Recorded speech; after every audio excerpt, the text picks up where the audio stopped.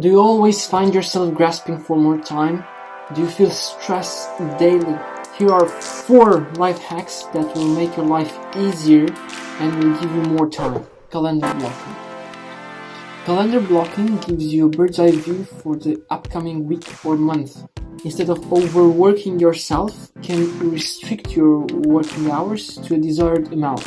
After this time restriction, fill in with the tasks that you have to complete by the end of the week. It might be the case that your boss assigned you too many projects. In order to reduce your workload, talk to him and explain that you can take only few projects on. Calendar blocking will also improve your personal life. Now, with the 2 hours that you usually spend after work to work, you can go and grab your children and have a nice stroll. Calendar blocking is essential also here. You might ask yourself what will be meaningful to fill in gaps that were left by the excessive work hours.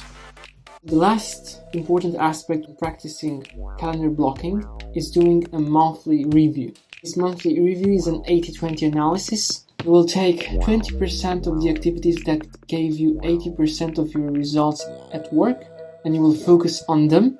On the other hand, identifying 20% of the activities that gave you 80% of the joy in your personal life by analyzing your calendar will guide you towards the activities that are really important to you.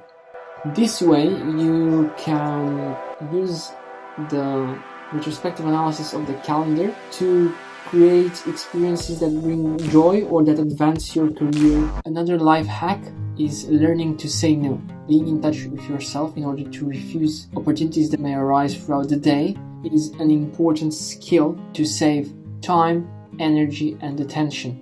Each day, you will have numerous chances to take part in different projects. Selecting the projects that are essential for your well-being and for your career is a trained skill.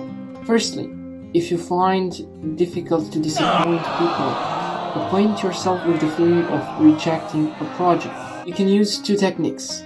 The first one consists of saying no for 2 days to any demand you encounter. The second one is more easy to approach, namely, you will say no for the next 5 days to any mundane tasks. For example, if someone asks you if you can grab the documents for them, say no. Secondly, when the opportunity arises throughout the day, ask yourself, do I really want to engage in this activity? Now, don't try to come up with reasoning. Instead, pause naturally and answer will become obvious. This is a trained skill that will enhance with practice. The third hack is about learning one thing every day. Learning one skill that is associated with a high return of investment will save you time and will come with greater amount of money for the same working hours or less.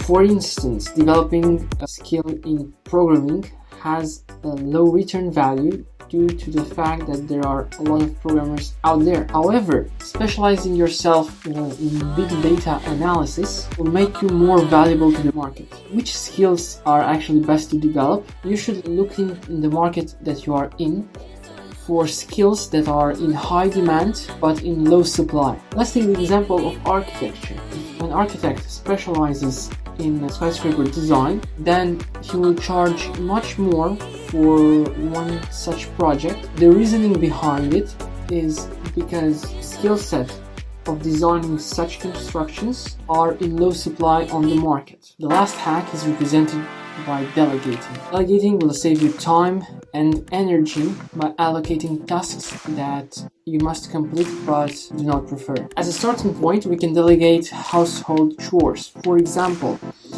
instead of vacuuming, try to delegate to an automatic vacuum this chore. On the other hand, if you feel like meal prepping is a chore, use a pressure cooker in which you will throw all the vegetables and ingredients. The meal will be done in less than 30 minutes. In work life, you can hire a secretary to delegate tasks such as answering emails or scheduling your calendar. For this example, you will require a set of principles implemented by the secretary. She might follow the principle that no new activity is scheduled after 4 p.m. Now, how to choose between what task you want to complete and what task should be delegated? The answer is simple. You want to think of the person that will do the task for you. Will he be able to do the task at an acceptable level or at the level that you are performing right now? If the answer is yes, then you can delegate.